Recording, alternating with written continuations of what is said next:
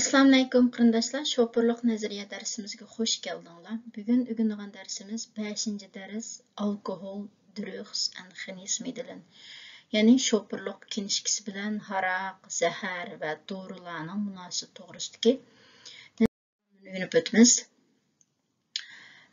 Oldidan bilish tegishli muhim qoida, yana raydan under influt. Yani raydan under influt degan haraq ichib mashina haydash, haraq ichib va yoki zaharlik chekimlik chekib ish qilib mashina haydash iqtidoriga ta'sir ko'rsatadigan har qanday narsalarni qo'llanib mashina haydashni ko'rsatadi raydan under influt degan. Ya'ni shunday shaklda mashina haydash bir jinoyat.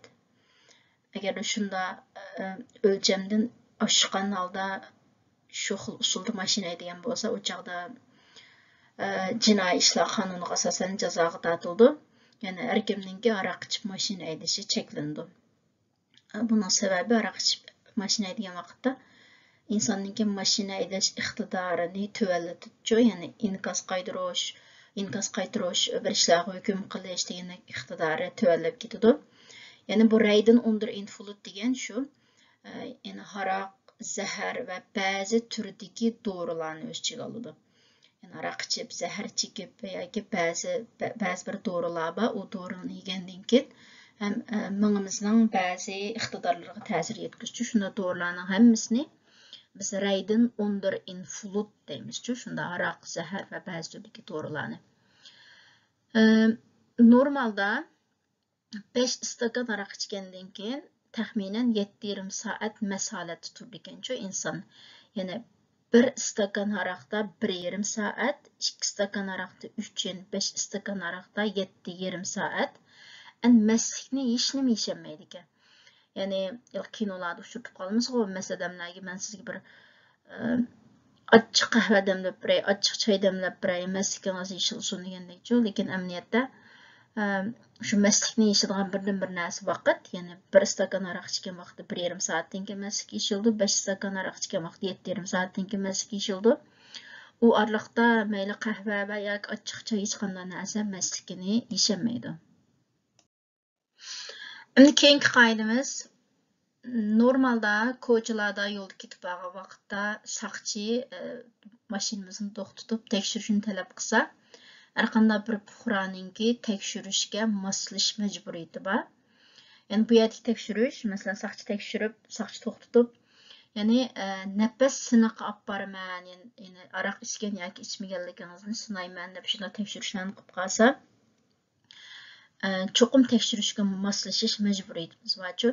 Ya'ni unday ahvol ostida, masalan, men ayol kishi, men aroq ichmayman, yoki men musulmon, men aroq ichmayman deb tekshirishni rad qilsak, qonuniy javobgarlik tortildi. Ondan yangi shopirlarga nisbatan shu, ya'ni aroq butunlay aroq ichib, ya'ni bir istakan aroq ichib mashina haydash bo'lmaydi deydigan gap yo'q-ku. Ya'ni aroqning miqdori ma'lum darajada bo'lishi kerak. Ya'ni bu aroqning miqdori yangi shopirlar bilan tajribali shopirlarga nisbatan o'xshamaydi. Ya'ni yangi shopirni o'rgangan tuqib biz burungi darslarimizda yangi shopir degan dastlabki 5 yilda pravni ilib dastlabki 5 yilda yangi shopir bo'ldi-ku. Shu 5 yildan keyin o tajribali shopir bo'ldi. Ya'ni bu yerda yishila aloqasi yo'q. Masalan, bir odam 40 yoshga kirib tunji qitim pravsini olgan bo'lsa, 40 yoshdan 45 yoshgacha bo'lgan dastlabki 5 yil yangi shopir hisoblanadi-ku. Hargiz 18 dan yuqori yoshdagilar prav olsa, o tecrübeli şoför oldu ya ki 30 yaşdan yuqoridagilar prav az tecrübeli şoför oldu deydigan ish yo'q. Ya'ni pravimiz olgan dastlabki 5 yil yangi şoför hisoblanamiz, undan keyingi 5 yildan keyingisi tecrübeli şoför.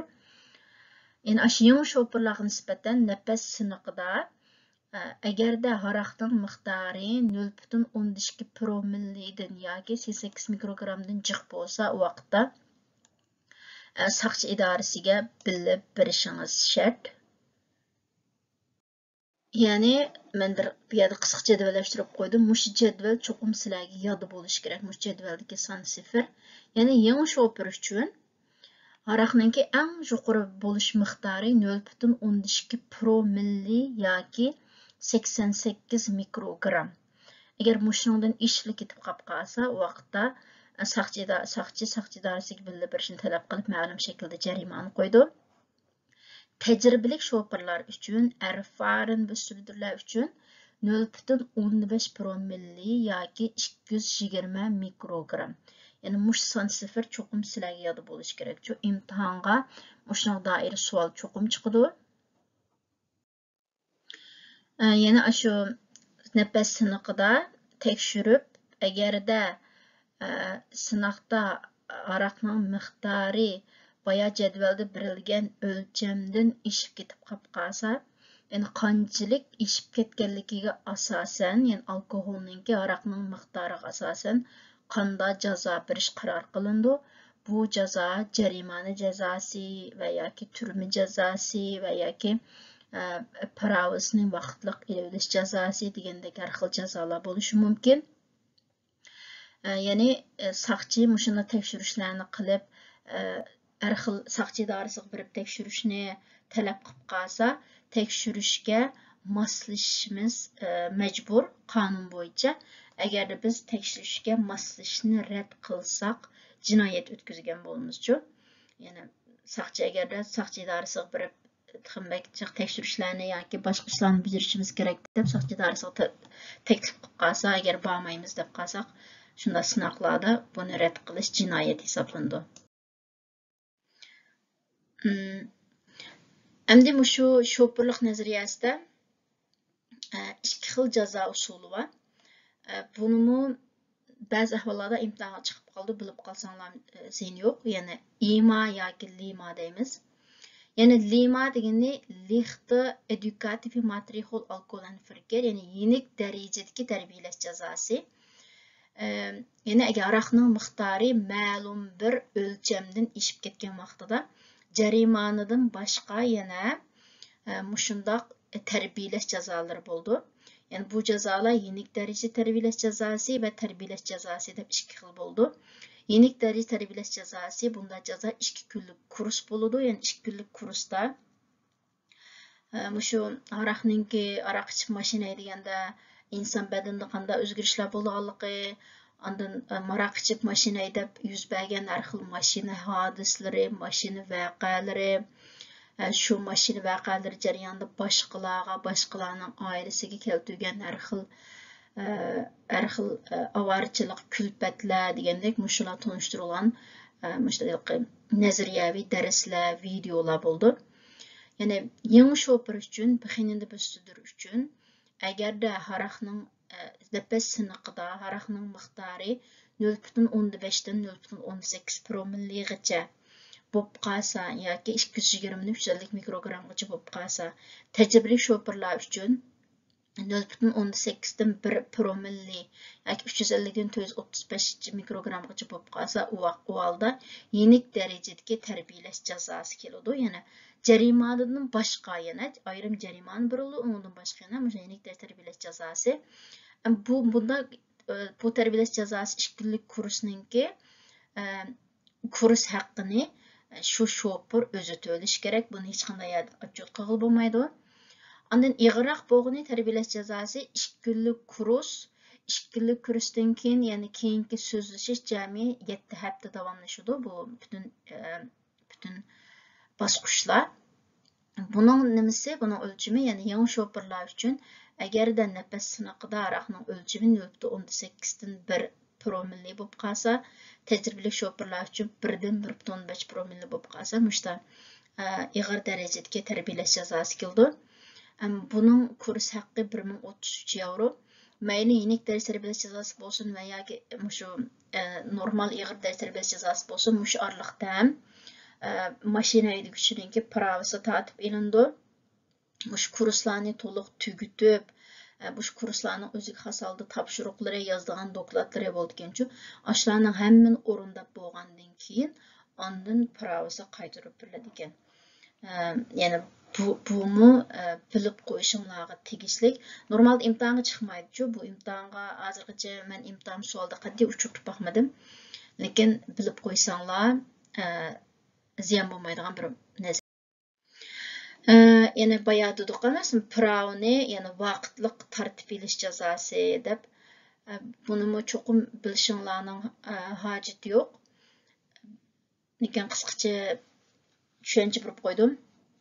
Yani agarda haraqninki osh nafas siniqida haraqning miqdori 571 dan 650 mikrogrammgacha bo'lib qolsa, 4 oy, 6 miqdorda bo'lib qolsa 6 oy yoki 700 dan yuqori miqdorda bo'lib qolsa 7 oygacha işte pravni vaqtliq tatib elish jazosi berildi ekan. Yani pul jazosidan boshqa, jarimani jazosidan boshqa, masalan, agar nafas siniqida 716 dan 785 gacha chiqib qolgan bo'lib qolsa, uning pul jazosi 850 euro. 850 euro pul jazosidan boshqa. Ondan yana 2 kunlik kursni qo'shib 1033 euro, uning keyin 7 oygacha pravni tatib elish. Yani muşlarning hammasini hisoblab kelsanlar, yani qisqasi aroq ichib mashina haydashninki jazosi xili ig'irchi. Endiki so'zlaydigan mazmunimiz dorilar.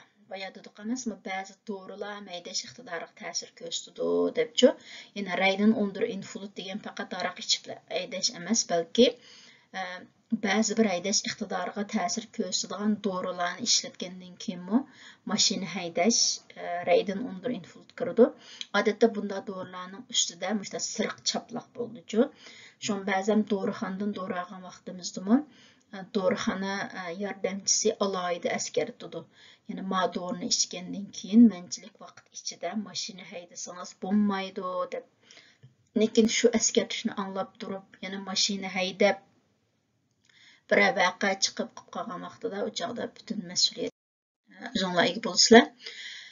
Ondan men bir to'rbetni tanishtirib qo'ydim. Masalan, agar nima kerak bir dori ishlatadigan bo'lsanglar, bu dorininki mashina haydash iqtidoriga ta'sir ko'rsatmamdi, buni bilganlar bo'lsanglar, mush to'rbet kirib Raif Fayl Ahmed Madasayning Google'dan izlasanglar bo'ldi.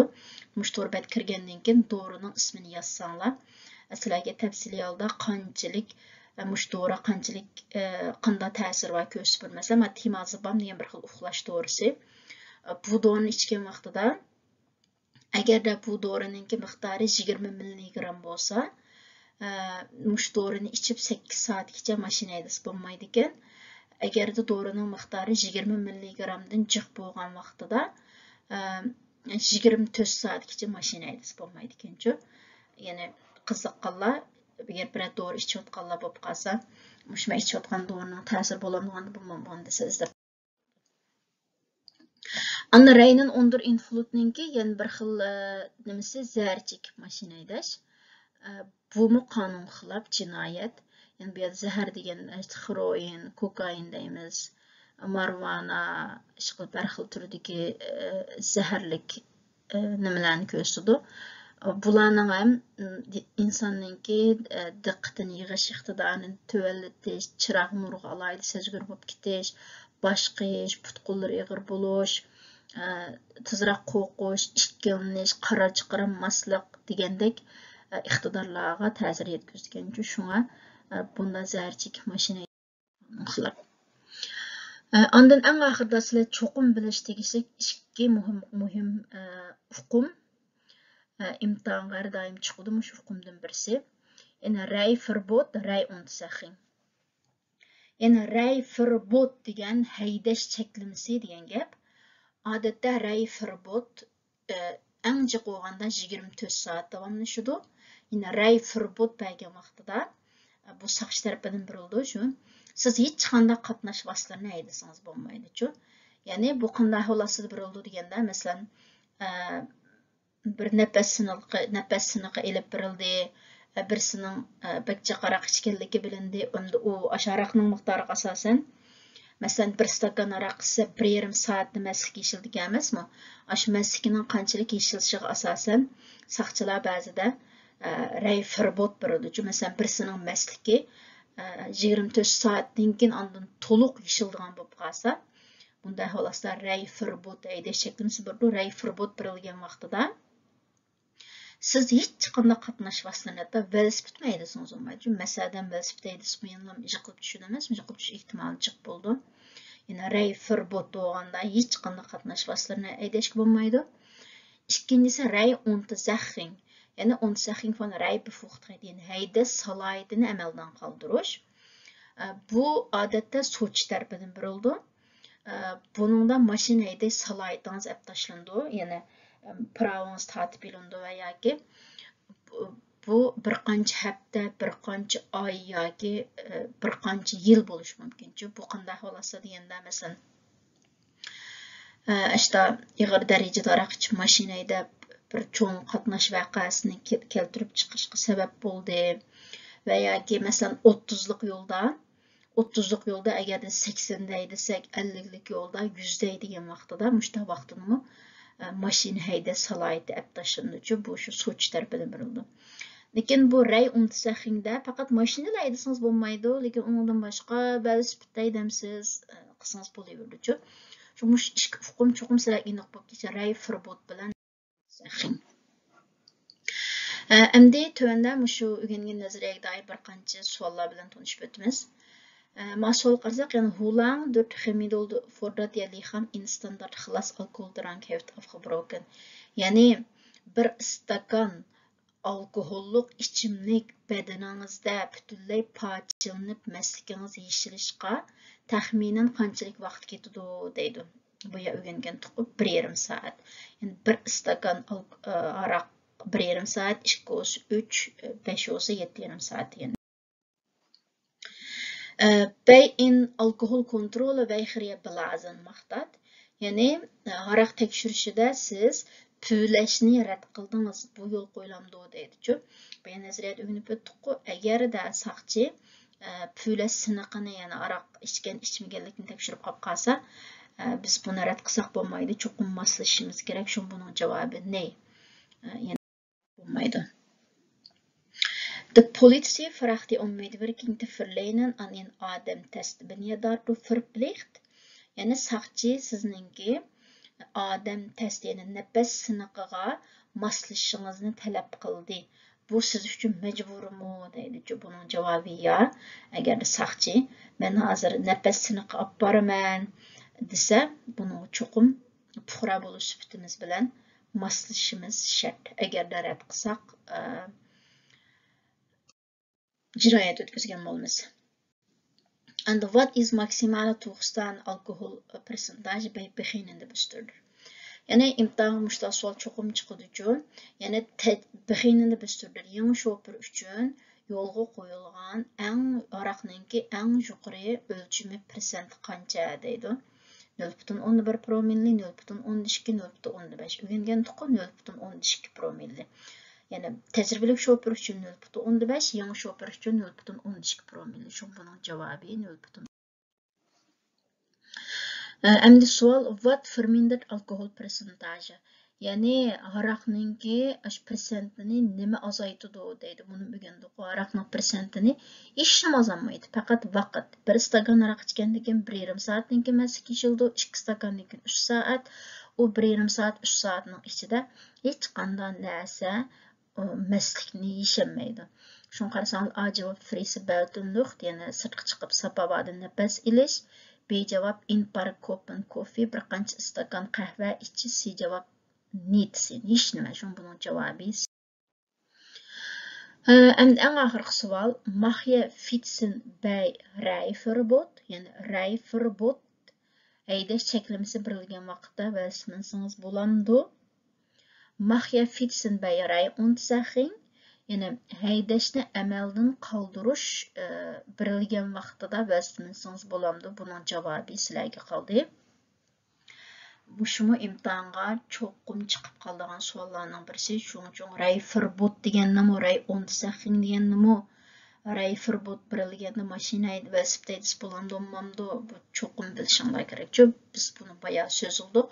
Shunga hozir yana so'zlamayman.